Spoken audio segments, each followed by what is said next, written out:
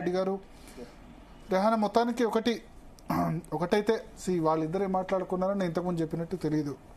But ఒకటే, అత్యధికంగా ఇప్పుడు ఈ కుటుంబ వ్యవహారంలో ఎక్కువ సఫర్ అవుతుంది అయితే మాత్రం ఖచ్చితంగా శోభమ్మనే. కాబట్టి ఆమె ఏమైనా చెప్పుండొచ్చు. ఇక్కడ తండ్రి కొంతకాలం కోపం ఉంటుంది తండ్రికి, కాబట్టి ఒక 5-6 నెలలు జాగ్రత్తగా ఉండు. మళ్ళీ తర్వాత ఆమె అయితే బీఆర్ఎస్ వదిలిపెట్టి వెళ్ళాలి, కవిత బయటికి వెళ్ళాలి, కొత్త పార్టీ పెట్టాలి, లేకపోతే కాంగ్రెస్లో జాయిన్ కావాలి అయితే కోరుకోదు కదా. తన భర్త ఒక చోట, కొడుకు ఒక చోట, బిడ్డ ఒక చోట ఉండాలని కోరుకోదు కదా. సో వాళ్ళిద్దరు మాట్లాడుకున్నప్పుడు పాలిటిక్స్ డిస్కషన్కి వస్తే డెఫినెట్గా ఆమె అదే చెప్తుంది, కొంత కామ్గా ఉండు, సరే వదిలేసి, నీకు ఇబ్బంది జరిగి ఉండొచ్చు, కాలమే అన్నిటికీ పరిష్కారం చెప్తుందని చెప్పుండొచ్చు.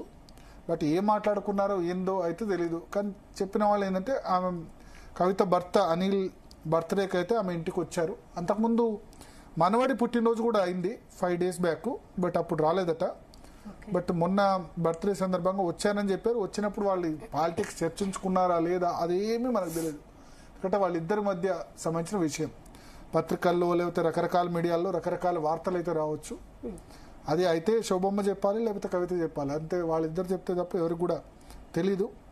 బట్ డెఫినెట్గా తల్లి ఏం కోరుకుంటుందంటే తన బిడ్డ కూడా అదే పార్టీలో తండ్రి ఉన్న చోట, అన్న ఉన్న చోట ఉండాలి, అక్కడ ఉంటేనే సేఫ్ అని ఆమె కోరుకుంటుంది.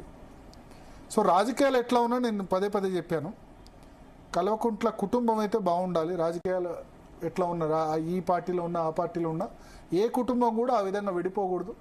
నెక్స్ట్ ఇయర్ కేటీఆర్కు కవిత రాఖీ కట్టాలని మనం కోరుకుందాం. 2 సంవత్సరాలు, 1 సంవత్సరం అప్పుడు జైల్లో ఉన్న కారణంగా కట్టలేదు, ఈసారి డిఫరెన్సెస్ వల్ల కట్టలేదు.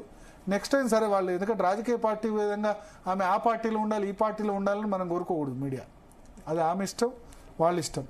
బట్ నెక్స్ట్ ఇయర్ రాఖీ కట్టాలని అయితే మనం కోరుకుందాం. ఆ కుటుంబ సంబంధాలు, కుటుంబ బాంధవ్యాలు అయితే ఖచ్చితంగా కొనసాగాలని అయితే కోరుకుందాం. Okay Bharat, thanks for the analysis. So ఇది ఇవాల్టి journey. Stay tune to Zee Telugu news.